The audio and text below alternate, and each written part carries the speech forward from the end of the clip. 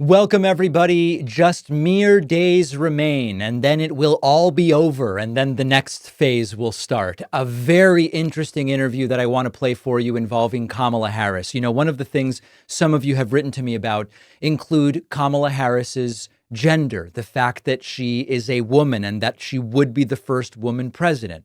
And some of you have expressed the same question that was asked during this interview on NBC, which is, why isn't Kamala Harris leaning more into the fact that she is a woman and would be the first woman president? Kamala Harris gives an answer here. I think it's an excellent answer, and this aligns so beautifully with my view on identity politics. This is really good stuff. Let's take a look at it and then discuss. You've been reluctant to lean into, to talk about the historic nature of your candidacy on the campaign trail. Why is that? Well, I'm clearly a woman. I don't need to point that out to anyone. The point that most people really care about is, can you do the job? And do you have a plan to actually focus on them? I hear you on that.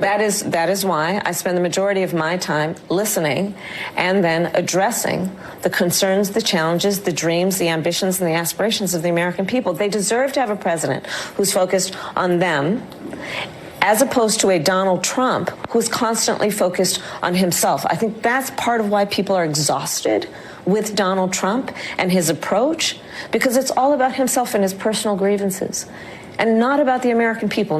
This is one, I think this is the best answer Kamala Harris has given on any question this entire campaign. She's pointing out, I don't need to talk about the fact that I'm a woman. And everybody knows there's never been a woman president. Actually, a lot of people probably don't know that. You would be shocked the things you ask people on the street and they don't know. But the point here is, people who follow politics know we've never had a woman president. But that's not something she needs to talk about. And one of the beautiful things about Kamala Harris's campaign is that she hasn't needed to say, this is historic and I'd be the first woman president, and by the way, I'm a woman. It's all about what are the policies. And as I've said before, it's two different things to use identity to justify your presence or existence or candidacy versus to recognize the historic and impactful nature when we have milestones when it comes to identity. Nikki Haley wanted to be president. Tulsi Gabbard wanted to be president. Marianne Williamson wanted to be president. They all would have been the first woman president of the United States, but their candidacies weren't interesting to me for reasons that you all know, different with each one of the three of them. Kamala Harris's candidacy is interesting to me because she's running even to the left of Joe Biden, who arguably on paper is the most progressive president the country has ever had.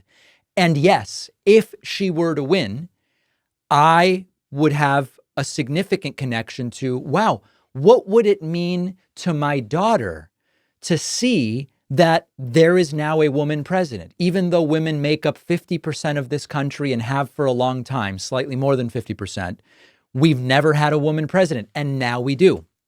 That would be meaningful. But that's very different than the sort of identity politics stuff that I don't think that many people support, but that maybe more people would expect. And this goes beyond Kamala Harris. The entire campaign has not been built on that. Now, of course, there have been groups like Women for Harris, Black Women for Harris, White Women for Harris, whatever. Fine. There's no problem. It's the same as Blacks for Trump. There are identity groups that will signal support. But as far as Kamala Harris's campaign with regard to identity and this answer, I don't know that she's given a better answer on anything this entire campaign. Now, the topic of gender continued to come up during this NBC interview. Kamala Harris was asked, do you not see sexism as a factor in this race? And here's her answer to that. That's how I will lead. Do you not see sexism as a factor in this race at all? I don't think of it that way. My challenge is the challenge of making sure I can talk with and listen to as many voters as possible and earn their vote. And I will never assume that anyone in our country should elect a leader based on their gender or their race. Instead, that leader needs to earn the vote based on substance and what they will do to address challenges and to inspire people to know that their aspirations and their ambitions can and will be achieved through the opportunity to do that. She's not denying that sexism exists. She's not denying that racism exists, but she's pointing out that she doesn't go in assuming that that's the number one prism through which people vote. Now, I'll say what she's not willing to say. It is the number one prism through which some people vote, but not the majority. And again, just the right tone. I'm not here to play identity politics. I'm not here to talk about if I lose, it'll be because of sexism or racism. I'm here to offer the American people something, and it's different than what Trump offers. It's not demeaning people. It's not attacking people. It's not saying, oh, it'll be the Jews' fault if I lose, or, oh, if you're Latino and voting for Harris, you should have your head examined, or whatever the case. Finally, Hallie Jackson during the interview asks Kamala Harris, would you consider pardoning Trump? Now, very different reactions to what Harris says here. So let's see where we land. It is entirely possible that the federal court cases against the former president will continue on. He is, of course, facing those felony charges. Would you consider, if you win and he's convicted, a pardon for former President Trump? I'm not going to get into those hypotheticals. I'm focused on the next 14 days. But do you believe, is there any part of you that subscribes to the argument that has been made in the past that a pardon could help bring America together, could help unify the country and move on? Let me tell you what's going to help us move on. I get elected president of the United States. So there are some people who love this answer, who say, why on earth would she engage with that question? It's a hypothetical. It would only apply to federal, not state charges. We don't know the future of what's happening with Trump's legal problems. Why would she answer it? She did absolutely the right thing. Now, there's another group who said she did not rule out pardoning Trump. Why wouldn't she rule out pardoning Trump? She shouldn't do it. Nixon getting pardoned was a massive mistake. And the last thing we need to do is repeat the mistake that was made with Nixon for a man who has done far worse things.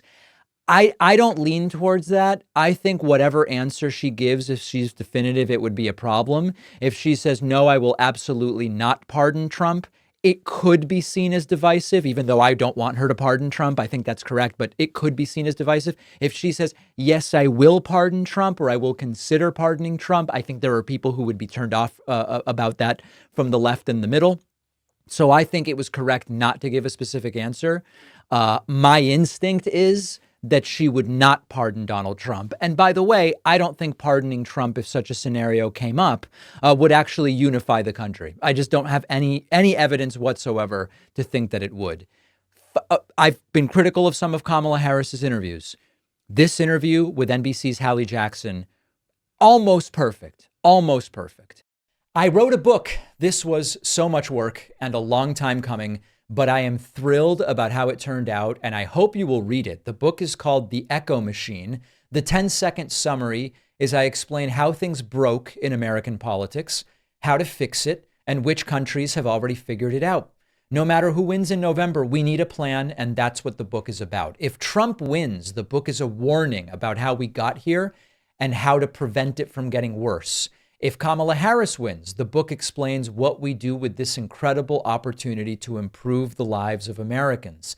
The book faces long odds, I will admit.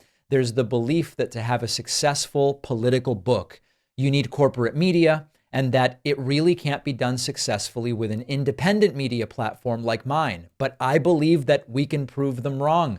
I hope you will order the book today. You can get The Echo Machine at davidpakman.com/echo. on Amazon, Barnes & Noble, Audible, Kindle, anywhere that books, ebooks, and audiobooks are sold.